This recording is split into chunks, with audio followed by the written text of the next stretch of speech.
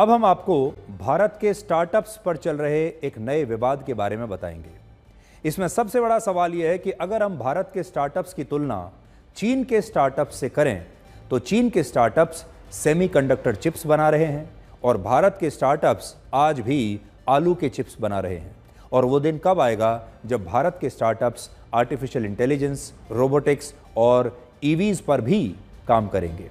आजकल आप हमारे देश में स्टार्टअप्स का बड़ा शोर सुनते होंगे। सरकार का सारा जोर स्टार्टअप्स पर है। स्टार्टअप्स बहुत फैशन में हैं और बड़ी संख्या में हमारे देश में स्टार्टअप कंपनीज बन भी रही हैं। लेकिन ये स्टार्टअप कंपनियां कर क्या रही हैं, इनका योगदान क्या है? ये सारा विवाद भारत के कॉमर्स मिनिस्टर पीयूष गोयल के उस बयान से शुरू हुआ जो उन्होंने स्टार्टअप्स महाकुंभ नाम के एक कार्यक्रम में दिया। पीयूष गोयल ने कहा कि जो कुछ भारत के स्टार्टअप्स ने अभी तक किया है वो काफी नहीं है। सबसे पहले आप ये बयान सुनिए। What are India's startups doing today? We are focused on food delivery apps, turning unemployed youth into cheap labor so the rich can get their meals without moving out of their house. And against that, what does a Chinese startup do? Work on developing electric mobility, battery technologies, and with that they're today dominating the electric mobility ecosystem. We are very proud of what India has done. But are we the best in the world as yet? Not yet. Should we aspire to be?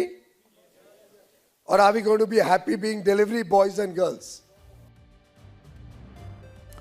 Piyush Goyal ने 4 बहुत बड़ी और महत्वपूर्ण बातें कही हैं।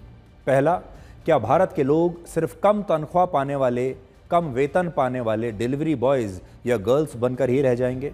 क्या हमारा देश डिलीवरी बॉयज का देश बन जाएगा? जबकि चीन लगातार आर्टिफिशियल इंटेलिजेंस, इलेक्ट्रिक व्हीकल्स और सेमीकंडक्टर्स के क्षेत्र में नए नए काम कर रहा है। उसके स्टार्टअप्स लगातार नया इनोवेशन कर रहे हैं, टेक्नोलॉजी पर काम कर रहे हैं। दूसरा, भारतीय स्टार्टअप्स को यह सोचना चाहिए कि वो कर क्या रहे हैं। आर्टिफिशियल इंटेलिजेंस, रोबोटिक्स, सेमीकंडक्टर्स और ईवी के क्षेत्र में भारत में आज भी केवल 1000 स्टार्टअप्स हैं या फिर उससे भी कम। तीसरा, भारत के स्टार्टअप्स को यह देखना चाहिए कि वो भविष्य के लिए काम कर रहे हैं या फिर सिर्फ शॉर्ट टर्म कमाई में लगे हुए हैं, सिर्फ पैसा कमाने के लिए काम कर रहे हैं, वो भी शॉर्ट टर्म। और चौथा, बड़े बड़े अरबपतियों के बच्चे, करोड़पतियों के बच्चे लग्जरी ब्रांड्स बना रहे हैं और उसी को स्टार्टअप्स कह रहे हैं। इन्हें स्टार्टअप नहीं कहा जा सकता। सिर्फ अच्छी पैकेजिंग करके, हेल्दी, ग्लूटेन फ्री या वीगन जैसे लेबल्स लगाकर किसी प्रोडक्ट को बाजार में बेच देना ही स्टार्टअप नहीं होता।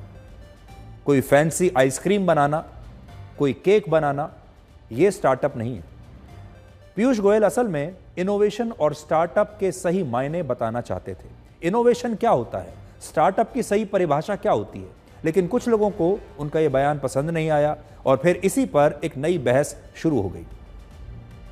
ज़ेप्टो नाम की कंपनी के सह संस्थापक आदित्य पालीचा ने कहा कि आज लगभग 1.5 लाख लोग ज़ेप्टो की नौकरी से अपना घर चलाते हैं और उनकी कंपनी सरकार को 1000 करोड़ रुपए से ज्यादा का टैक्स दे रही है, जबकि ये कंपनी 3.5 साल पहले तक अस्तित्व में नहीं थी। क्या ये इनोवेशन नहीं है? क्या ये चमत्कार नहीं है? उन्होंने ये भी पूछा कि भारत के पास खुद का AI मॉडल आज क्यों नहीं है। इन्फोसिस के पूर्व बोर्ड मेंबर मोहनदास पाई ने पूछा कि भारत में बहुत सारे छोटे डीप टेक स्टार्टअप्स हैं, टेक्नोलॉजी पर काम करने वाले स्टार्टअप्स हैं, लेकिन उनके लिए फंड कहां है, वो कैसे काम करें? Chinese government announced many years ago they're going to spend $150 billion on AI by 2022 or 2023, and they invested. They've been pouring money into the EV area for the last 15 years. BYD has got huge amount of subsidies. They've been pouring money into R&D. What has government of India done? Have they spent enough money on EVs? Have they spent enough money on R&D? What is the point of just abusing all these young people and making them feel bad, whereas they have struggled in this country for long with a lack of capital? India venture capital and startups only got $160 billion from 2014 to 2024, out of which maybe 70-80% is foreign money. China invested $840 or $860 billion. America $2.32 trillion. Where's the money? अब हमें यह समझना चाहिए कि क्या भारत के startups सिर्फ घर पर खाना और बाकी सामानों की डिलीवरी करने वाले ऐप्स बनकर रह जाएंगे, या गाड़ियां, होटल और हवाई जहाज़ के टिकट बुक करने वाले ऐप्स बनाने तक ही सीमित रह जाएंगे? क्या हमारे देश में सिर्फ हमारे जो युवा हैं ये डिलीवरी बॉयज़ बनकर रह जाएंगे? स्टार्टअप्स के आंकड़े अगर देखें तो आज भारत दुनिया का तीसरा सबसे बड़ा स्टार्टअप इकोसिस्टम है।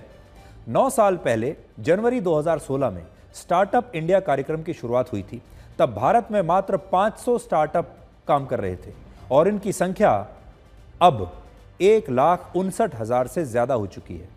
इन स्टार्टअप से 16,67,000 लोगों को रोजगार मिल रहा है। लेकिन हमारे ही देश में 90% स्टार्टअप्स शुरुआती 5 साल में बंद भी हो जाते हैं। ये भी एक कड़वी सच्चाई है। लेकिन भारत की बड़ी समस्या यह है कि यहां करोड़ों की संख्या में ऐसे युवा हैं जिनके पास बेसिक शिक्षा तो है, लेकिन ना तो कोई स्किल है और ना ही उनके पास रोजगार है।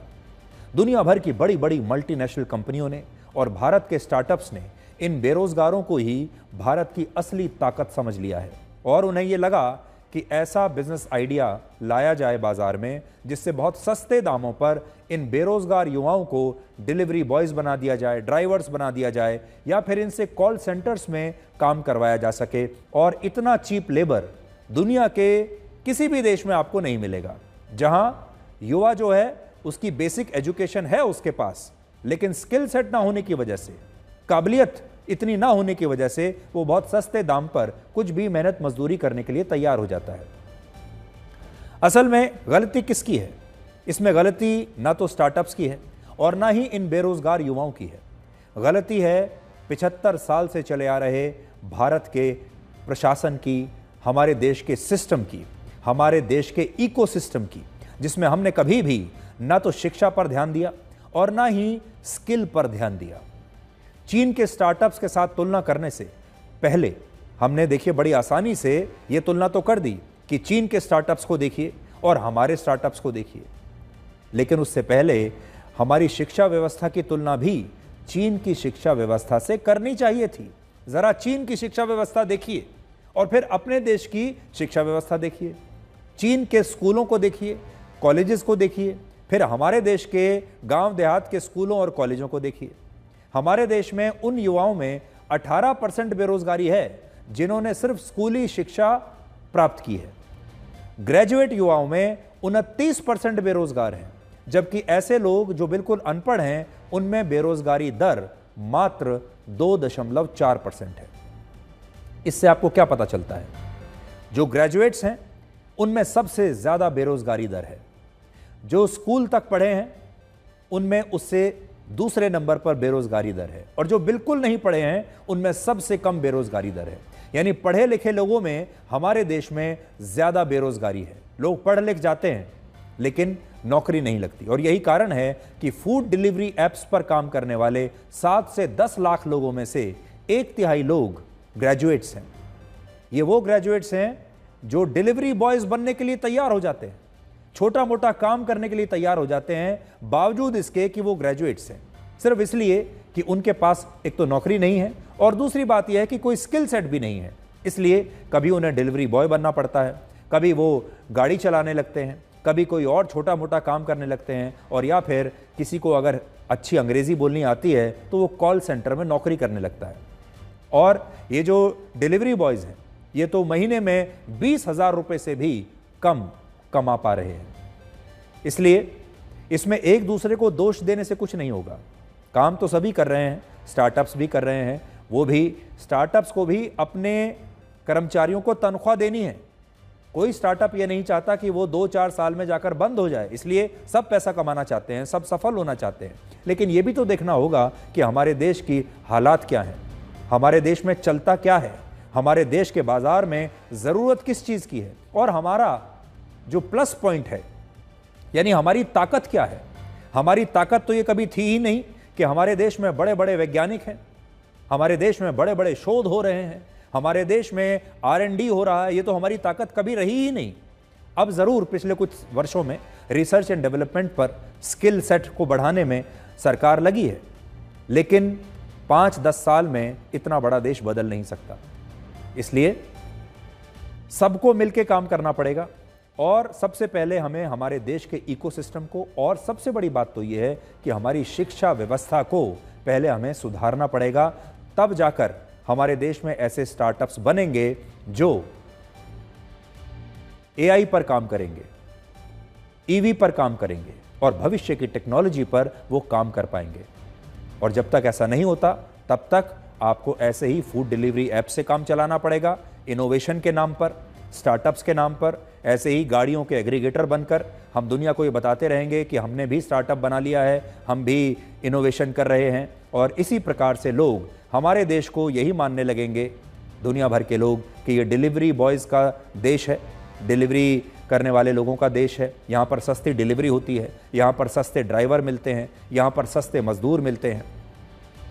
ये हमारा नाम पूरे देश में तब तक ऐसे ही चलता रहेगा और दुनिया भर की कंपनियां हमारे देश में आएंगी ये सोचकर कि हमारे यहाँ सस्ते मजदूर मिल जाते हैं, चीप लेबर हमारे देश में है। और इस इमेज को तोड़ने के लिए अभी हमारे देश को, हमारी सरकारों को बहुत काम करने की आवश्यकता है।